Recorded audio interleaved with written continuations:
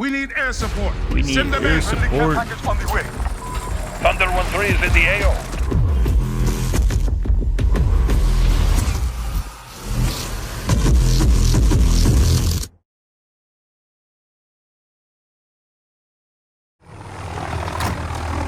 Team deathmatch.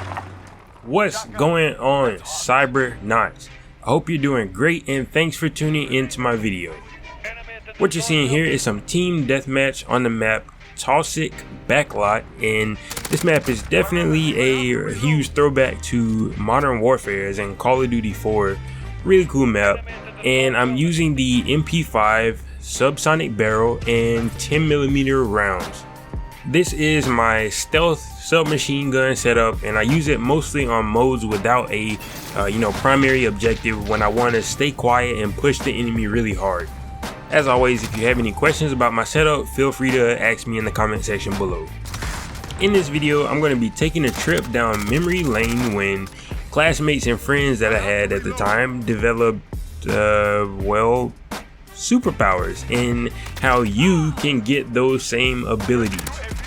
So let me put you in my shoes. 7-year-old Delta in 2nd grade. Life is pretty dang wonderful. Everything is more about having fun than anything else. Really good times. But I digress. Now we all know as a kid, it was regular to have fun cracking jokes on each other. Now I do want to stress that I'm not talking about bullying.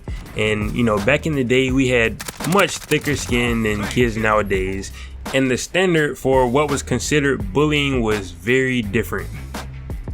Cracking jokes, pranking, messing with people was just part of growing up, and it was fun for the most part. Until someone brought one thing to the table that could cause irreparable damage to dimensions, quake the earth, tumult the seas, and worst of all, ruin friendships forever. The yo mama joke. Now, I don't know about you, but when I was a kid, this was just about the worst possible thing that you could ever say to someone. You brought their mom into the equation when you were looking for a fight, and that's how those jokes usually ended up going. This is where I first encountered an ability that changed my life forever. Now obviously I'm not talking about actual superpowers here, and I'm sorry if you thought by the title that I was. My memory on this isn't quite acute enough to remember the first time that I encountered this, but it went something along the lines of this. So you got Kid A and you got Kid B. Kid A said to Kid B, "Yo mama's so ugly that when she played Mortal Kombat, instead of Scorpion saying get over here, he says stay over there."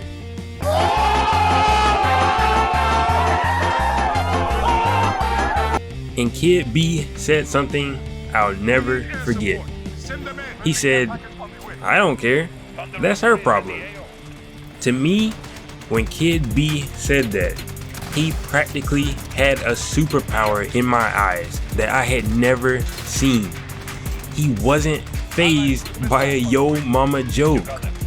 I was astounded. I was dumbfounded. I was blown away. How could anyone take a yo mama joke and not become hostile? From that moment on, I wanted whatever Kid B had, and I didn't know exactly what it was that gave him this power to literally dodge a yo mama joke and just brush it off like it didn't even faze him. But whatever it is, I wanted it, so I decided to try it out myself.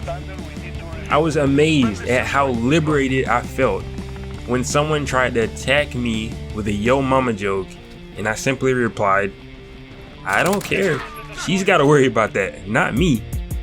Now you might find that story trivial, but to this very day, I have never forgotten that. And even at an age like 7 years old, I knew that that was a lifestyle that I wanted to adopt.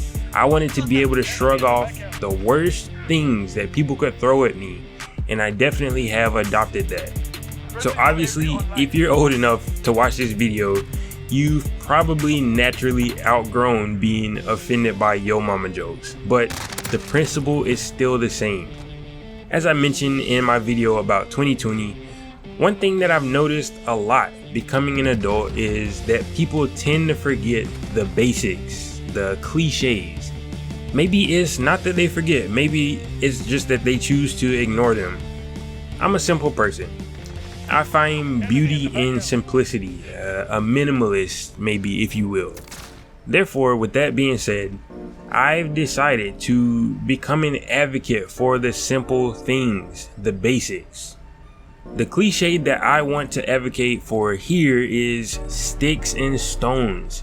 How often do we hear this? But do we really hear it, or do we just dismiss it as a childish saying?